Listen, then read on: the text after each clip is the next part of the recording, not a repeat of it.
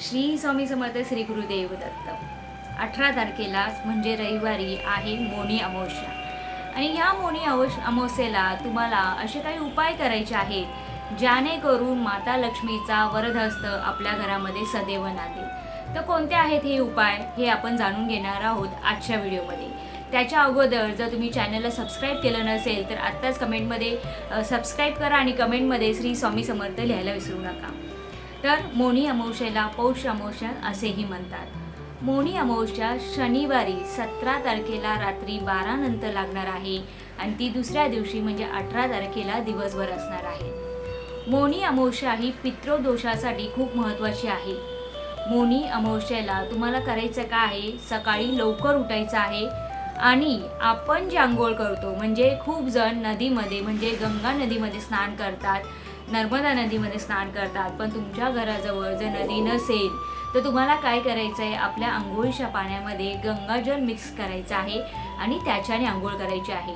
हे केल्याने आपले जे दोष आहेत ते दूर होतात। मोनी अमावस्येला सरणाचं जे दान असतं ते मोनी अमावस्येला तुम्हाला पितरांना खुश करता येतं, त्याच्यासाठी तुम्हाला दान करायचं आहे। आणि अन्नदान हे आपल्या शास्त्रानुसार सगळ्यात महत्त्वाचं दान आहे, सगळ्यात श्रेष्ठ दान आहे।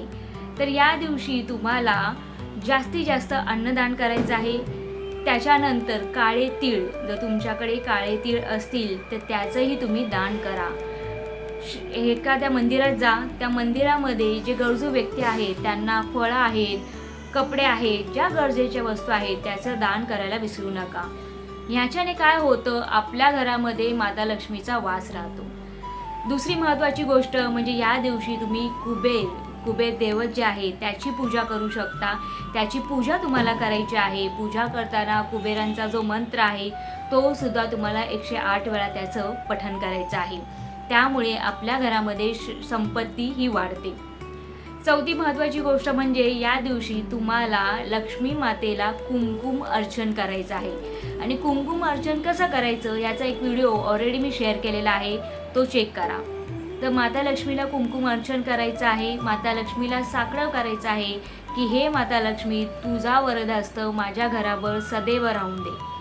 त्याचबरोबर तुम्हाला या दिवशी एक छोटंसं काम करायचं आहे, तांब्याचा कलश घ्यायचा आहे। त्या कलशामध्ये पाणी घेऊन थोडंसं गंगाजल टाकून कवड्या ज्या असतात ना त्या 7 किंवा 11 अशा कवड्या त्यामध्ये टाकायच्या आहेत आणि माता लक्ष्मीच्या फोटोसमोर ते कलश ठेवून तुम्हाला त्याची पूजा करायची आहे आणि माता लक्ष्मीलाच तुम्हाला नमन करायचं आहे। सांगायचं आहे की हे महालक्ष्मी, माते लक्ष्मी, तू माझ्या घरामध्ये स्थापित हो, माझ्या घरामध्ये तू सदैव तुझा वास राहून दे।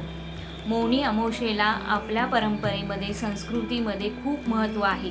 मोनी अमावस्यामुळे पितृदोष असे जर वेगवेगळे उपाय तुम्ही केले तर जे पितृदोष आहे ते कायमचे निघून जातील। माता लक्ष्मीचा वरदहस्त तुमच्या डोक्यावर सदैव राहील। तर ही मोनी अमावस्या वर्षातील पहिली मोनी अमावस्या आहे, त्यामुळे हिला खूप महत्त्व आहे। जे मी व्हिडिओमध्ये उपाय सांगितले आहे ते 100% करा। सगळ्यात महत्त्वाचा व्हिडिओ म्हणजे आंघोळ करताना गंगाजल मिक्स करा। दुसरी गोष्ट म्हणजे जमेल तेवढं अन्नदान करा। तिसरी गोष्ट काळे तीळ याचं दान करा। चौथी गोष्ट लक्ष्मी मातेला कुमकुम अर्चन करा, कुबेराची पूजा करा। खूप छोट्या छोट्या गोष्टी आहेत पण याचा बेनिफिट मात्र खूप होतो आणि या मोनी अमावस्येला त्याचा बेनिफिट तुम्ही करून घ्या आणि कमेंटमध्ये लिहायला विसरू नका। श्री स्वामी समर्थ श्री गुरुदेव दत्त।